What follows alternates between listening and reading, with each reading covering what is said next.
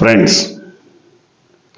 ఆంధ్రప్రదేశ్లో తాజాగా ప్రాపర్టీస్ ఆస్తులకు సంబంధించిన వివరాలను అందించిన కొన్ని సంస్థలు విశాఖపట్నం లాంటి పట్టణాల్లో, నగరాల్లో ఆస్తుల విలువలు ఎంతగా దిగజారిపోయాయి, రియల్ ఎస్టేట్ ఎంతగా కుదేలైంది అన్న విషయాన్ని స్పష్టంగా తెలియజేశారు. దేశంలోని ప్రధాన నగరాలు, దాదాపు 15 నగరాల్లో రియల్ ఎస్టేట్ రంగం పుంజుకుంటే విశాఖపట్నం లాంటి నగరంలో మాత్రం దాదాపు 21% పడిపోయిందని తాజా నివేదికలు చెప్తున్నాయి. నిజానికి విశాఖ లాంటి నగరం అన్ని రకాలుగా పొటెన్షియాలిటీ ఉన్నటువంటి నగరం. సముద్ర తీరం ఉంది, రైలు మార్గం, దేశవ్యాప్తంగా రైలు మార్గం వెళ్ళడానికి, రైల్లో ప్రయాణించడానికి వీలుంది, అంతర్జాతీయ విమాన సర్వీసులు తిరిగే వీలుంది, రోడ్డు రవాణా ఉంది, సముద్ర తీరం ఉంది. అన్ని విధాల ముంబై నగరానికి ధీటుగా తలదన్ని నిలబడగల సత్తా ఉన్నటువంటి విశాఖ మరి ఎందుకు ఈ 7-8 నెలల కాలంలోనే ఇంతగా డ్రాస్టిక్ డిజాస్టర్ జరిగింది, పడిపోయింది అంటే జనమే తెలుసుకోవాలి. ముఖ్యంగా విశాఖ నగరాన్ని అభివృద్ధి చేసే విషయంలో కానీ, విశాఖపై దృష్టి కేంద్రీకరించే విషయంలో కానీ, విశాఖని దేశ స్థాయిలో నిలబెట్టడానికి ప్రయత్నించే విషయంలో కానీ జగన్మోహన్ రెడ్డి చేసినటువంటి కృషిని పూర్తిగా నిలిపివేసినటువంటి పరిస్థితి. జగన్మోహన్ రెడ్డి విశాఖను ఒక ఆదర్శవంతమైన, అందమైన నగరంగా నిలబెట్టడానికి తన వంతు కృషి చేశారు. అసలు దేశ స్థాయిలో విదేశీయులు కూడా వచ్చినప్పుడు అక్కడ వాళ్ళు బస చేయడానికి అనువైనటువంటి అత్యాధునిక భవనాలు నిర్మించారు. దాదాపు 450-500 కోట్ల రూపాయల విలువతో దాదాపు ఒక భవన సముదాయాన్ని, 7-8 భవనాల సముదాయాన్ని అత్యాధునిక సదుపాయాలతో నిర్మించారు. అంతేకాకుండా అక్కడి నుంచి మరి పాలన సాగించడానికి కూడా ప్రయత్నాలు చేశారు. అంతేకాకుండా భోగాపురం ఎయిర్పోర్ట్ విషయంలో పూర్తిగా దాని రూపురేఖలే మార్చివేయడానికి ప్రయత్నాలు సాగించారు. అలాగే రోడ్లు విస్తరణ చేశారు, అట్లాగే బీచ్లను ఆధునికీకరణ చేశారు. ఇవన్నీ ఇట్లా చేయడం వల్ల జగన్మోహన్ రెడ్డి ఉన్న కాలంలో రియల్ ఎస్టేట్ భూము ఆకాశాన్ని అంటుకుంది. మరి ఇప్పుడు ఎందుకు పాతాళానికి పడిపోయింది? ఇప్పుడు పడిపోవడానికి కారణం ఒకటే, మొత్తం వ్యవస్థ అంతా కూడా అమరావతి ప్రాంతంలో మరి అభివృద్ధి చేయాలన్న లక్ష్యంతో పనిచేయటమే. ఇప్పటికి కూడా, ఈ రోజు కూడా అక్కడ నీళ్లు నిలబడిపోయి ఆ బురదగుంటల్లో వందలాది మోటార్లతో నీళ్లు తోడుతున్నా మళ్ళీ ఊరుతున్నటువంటి పరిస్థితి. ఎన్ని నీళ్లు తోడినా అన్ని ఊరుతున్నటువంటి పరిస్థితి. ఒక పక్క కొండవాగు, పాలవాగు, ఇటు పక్క కృష్ణానది, మధ్యలో అమరావతి. ఎన్ని తోడినా నీళ్లు వస్తున్నటువంటి పరిస్థితి. అట్లాంటి చోట తాజాగా కొన్ని ఫోటోలు, వీడియోలు, వార్తలు వచ్చాయి. చేపలు పెంచుతున్నారని, అక్కడ వాటిల్లో చేపలు బట్టి అమ్ముతున్నారని. సో ఈ స్థితిలో దాన్ని ఎప్పుడు డెవలప్ చేయాలి, ఎప్పుడు దాన్ని అత్యాధునిక సింగపూర్ గాను, హాంకాంగ్ లాగాను, మలేషియా లాగాను తీర్చిదిద్దాలి. ఎన్ని వేల కోట్లు ఖర్చు పెడితే ఆ స్థితికి వస్తుంది అది. సో అన్ని హంగులు ఉన్నటువంటి మరి విశాఖపట్నం లాంటి నగరాలను కనీసం పట్టించుకోకపోవడం వల్ల ఈ 7-8 నెలల కాలంలోనే డ్రాస్టిక్గా పడిపోయినటువంటి పరిస్థితి. అనూహ్యమైనటువంటి తగ్గుదల కనపడుతుంది రియల్ ఎస్టేట్ రంగంలో. పోనీ అక్కడ తగ్గింది, ఇక్కడ ఏమన్నా పెరిగిందా అంటే అమరావతి ప్రాంతంలో ఒక్కళ్ళు కూడా తిరిగి చూసే పరిస్థితి లేదు. అమ్మడానికి సిద్ధంగా ఉన్న కొనేవాళ్ళు ఎవరు లేరు. ఎందుకంటే చూస్తున్నారు, అక్కడ ఎవరైనా వచ్చి చూసినప్పుడు ఖచ్చితంగా కనపడే సీన్ ఏంటి? ఆ బురదగుంటలు, వాటిలో నీళ్లు తోడుతున్న మోటార్లు, ఎంత తోడినా అంతగా పెరుగుతున్నటువంటి నీటి ఊట. సో అక్కడ జరుగుతుంది. కొత్తగా రోడ్డు వేస్తున్నాం, బాగానే ఉంది. ఎంత మేరకు, ఎంత కాంక్రీట్ వేసి ఎంత ఇచ్చేస్తే కానీ ఆ రోడ్లు నిలబడే పరిస్థితి లేదు. మరి ఇవన్నీ అవుతాయా? అయ్యేది ఎప్పుడు? అయితే ఒక దశలో ముఖ్యమంత్రి చంద్రబాబు చెప్పారు గతంలో 14 నుంచి 19 వరకు, ఇది వరల్డ్కి వాళ్ళు అయ్యే ప్రాజెక్టు కాదు, ఓ 25 ఏళ్ళు 30 ఏళ్ళు పడుతుంది ఈ ప్రాజెక్టు పూర్తి అవ్వడానికి అని. అంటే ఒక రూపుదిద్దుకోవడానికి 30-40 సంవత్సరాలు పడుతుంది అని. మరి ఈలోపు రాష్ట్రంలో అభివృద్ధి చేయాల్సిందంతా కూడా ఎక్కడిదక్కడ నిలిపేసి అభివృద్ధినంతా అమరావతిలోనే కేంద్రీకరిస్తే మిగతా రాష్ట్రం అంతా కూడా మరి పూర్తిగా దిగజారిపోయే పరిస్థితి కదా. సో ఇలాంటివి కొన్ని ప్రశ్నించినప్పుడు వాళ్ళ కోపంగా ఉంటుంది, బాధగా ఉంటుంది, ఆవేశం వెల్లుబుకుతుంది, వాళ్ళ మీద ఎగబడి నానా మాటలనే పరిస్థితి వస్తుంది. కానీ నిజం ఇదే. ఇవాళ అనేక సంస్థలు ఈ డేటాను బయటపెడుతున్నాయి.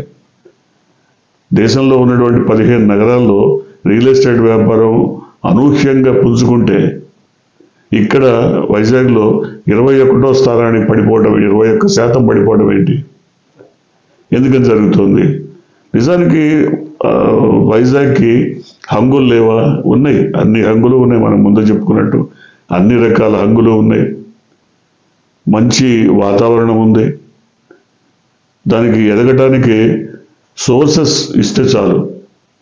జగన్మోహన్ రెడ్డి చెప్పింది అదే. అక్కడ ఒక 5-6 వేల కోట్లు, మ్యాక్సిమం 10,000 కోట్ల లోపు కనుక ఖర్చు పెడితే అది ఒక రాజధాని నగరంగా రూపొందుతుంది. పైగా వెనుకబడిన ఉత్తరాంధ్ర ప్రాంతానికి అదొక ఆలంబనగా చెప్పుకోవడానికి వీలైనటువంటి నగరంగా మారిపోతుంది. అక్కడ ఎన్నో విద్యా అవకాశాలు వస్తాయి, ఉపాధి అవకాశాలు వస్తాయి, మెరుగవుతాయి. మరి భోగాపురం ఎయిర్పోర్ట్ లాంటివన్నీ కూడా మెరుగుపడితే అంతర్జాతీయ రవాణా పెరుగుతుంది. ఎన్నో ఉంటాయి. మరి వాటన్నిటినీ ఎందుకని ఈ ప్రభుత్వం నిలిపేసింది, తొక్కేసింది అంటే అమరావతి.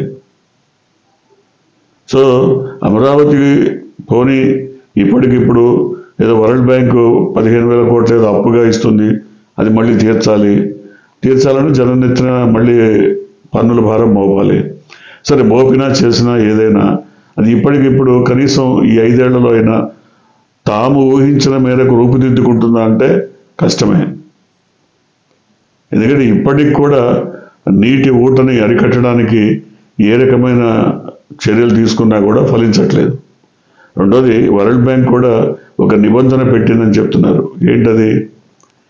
ఈ నీటి ప్రవాహాన్ని, నీటి ఊటను అడ్డుకోవడానికి రిజర్వాయర్స్ లాంటివి కట్టాలి.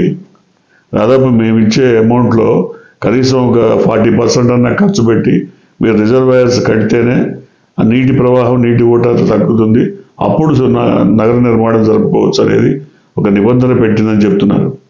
అదే కనుక నిజమైతే దాదాపు 7-8 వేల కోట్ల రూపాయలు రిజర్వాయర్స్కే ఖర్చు పెట్టాల్సినటువంటి పరిస్థితి ఉంది. అంత అవసరమా అనేది ఇప్పుడు వైసీపీ చెప్తున్నటువంటి మాట, వైసీపీ వాదన. రిజర్వాయర్లు కట్టి నీటి ప్రవాహాన్ని ఆపి అయినా కూడా గ్యారెంటీ లేని పరిస్థితి. ఒకవేళ కిందికి వచ్చినటువంటి ఫ్లోటింగ్ని తోడిపోయడానికి మోటార్లు పెట్టి దాన్ని లిఫ్ట్ చేసి పైన రిజర్వాయర్లో పోసి ఇంత మెకానిజం అవసరమా? సో అన్ని విధాల అన్ని హంగులు ఉన్నటువంటి వైజాగ్ని ఎందుకు మరి విస్మరిస్తున్నారు? వైజాగ్ని ఎందుకు కాదనుకుంటున్నారు? వైజాగ్ని ఎందుకు వద్దనుకుంటున్నారు? ఎవరికి అర్థం కావట్లేదు. ఇవాళ స్థిరాస్తి పరంగా అనేక రకాల సంస్థలు చెప్తున్నటువంటి లెక్కల ప్రకారం వైజాగ్ని కనుక ఇలాగా వదిలేసేటట్టయితే, నిరాదరణకు గురయ్యేటట్టయితే మరింత దిగజారేటువంటి పరిస్థితి ఉందని చెప్తున్నారు. స్థిరాస్తి రంగంలో, రియల్ ఎస్టేట్ రంగంలో వైజాగ్ని మరింతగా ప్రోత్సహించి అభివృద్ధి చేయకపోతే పూర్తిగా దిగజారేటువంటి పరిస్థితి. బాంబేకు ధీటుగా, మీ కలకటాకు ధీటుగా ఒక అద్భుతమైనటువంటి నగరం మరి వైజాగ్ రూపొందేటువంటి అవకాశం ఉంది. అన్ని రకాల అన్ని హంగులు ఉన్నటువంటి నగరంగా విశాఖ రూపుదిద్దుకునే పరిస్థితి ఉన్నప్పటికీ ఇవాళ 21% రియల్ ఎస్టేట్ పడిపోవడం అంటే చిన్న విషయం కాదు. ఏది ఏమైనా అమరావతిని మీరు డెవలప్ చేసుకోవచ్చు, కాదని ఎవరు అనరు. మీ ప్రధాన లక్ష్యం, మీ గోల్ అదే కాబట్టి నన్ను ఎవరు ఆపలేరు, కాదని అనరు. కానీ దాంతోపాటు మరి విశాఖపట్నం కానీ అదే తిరుపతి కానీ మరికొన్ని నగరాలను కూడా అభివృద్ధి చేయడం ద్వారా రాష్ట్ర ప్రజానీకానికి ఒక భరోసా ఇవ్వాల్సినటువంటి అవసరం ఈ ప్రభుత్వం పైన ఉంది. ఖచ్చితంగా ఈ ప్రభుత్వం ఆ మేరకు ప్రజలకి ఒక భరోసా కల్పించాల్సినటువంటి బాధ్యతను తీసుకోవాల్సినటువంటి పరిస్థితి ఉంది. చూడాలి, రాష్ట్రంలో ఇప్పటికే రియల్ ఎస్టేట్ రంగం కుదేలైందని చెప్తున్నారు. ఎందుకంటే ఏం జరుగుతుందో అర్థం కానటువంటి పరిస్థితి. మీరు దావోస్ వెళ్ళారు, ఒక్క పరిశ్రమ కూడా తీసుకురాలేకపోయారు. ఇంకేదో వస్తాయి చూద్దాం అని ప్రజల్ని మభ్యపెట్టడమే తప్ప ఏమి వచ్చేటువంటి అవకాశం లేదు. కారణం ఏంటంటే రాజకీయ అస్థిరత.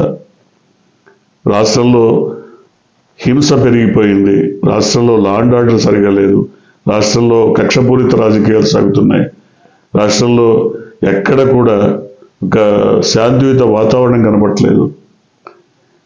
అదే కాకుండా కూటమిలో కూడా వైరుధ్యాలు ఉన్నాయన్న విమర్శలు, వార్తలు పెళ్ళుబుకుతున్నటువంటి పరిస్థితి. ఈ రకమైనటువంటి వాతావరణంలో పారిశ్రామికవేత్తలు, పెట్టుబడిదారులు వచ్చి రాష్ట్రంలో మరి వేల కోట్ల రూపాయలు పెట్టుబడి పెట్టేటువంటి అవకాశం ఎక్కడ కనబట్టలేదు. పరిస్థితులన్నీ చక్కదిద్ది ఒక సుహృద్భావ వాతావరణం ఏర్పరిస్తే ఖచ్చితంగా పరిశ్రమలు వస్తాయి. ఆ మేరకు కృషి చేయాల్సింది పోయి కక్షపూరిత రాజకీయాలతో వంశీని అరెస్ట్ చేయాలా, తర్వాత నాని టార్గెట్, ఆ తర్వాత ఇంకోటి టార్గెట్, ఈ రకమైన రాజకీయాల వల్ల ప్రశాంతత ప్రజలకి కనబట్టలేదు. తద్వారా పెట్టుబడిదారులు వచ్చే అవకాశాలు కూడా తగ్గుతున్నాయి. చూద్దాం పరిస్థితులు మరి ఇలాగే కొనసాగుతాయో, రాష్ట్రంలో ఒక సుహృద్భావ ప్రశాంతకర వాతావరణం ఏర్పాటవుతుందో లేదో చూద్దాం. మీరు కొత్తగా కనుక ఈ ఛానల్ని చూస్తున్నట్టయితే, మీరు ఇప్పటివరకు మన ఛానల్ని సబ్స్క్రైబ్ చేసుకున్నట్టయితే వెంటనే ఛానల్ని సబ్స్క్రైబ్ చేయండి. వెంటనే వీడియోని లైక్ చేసి షేర్ చేయండి. బెల్ ఐకాన్ని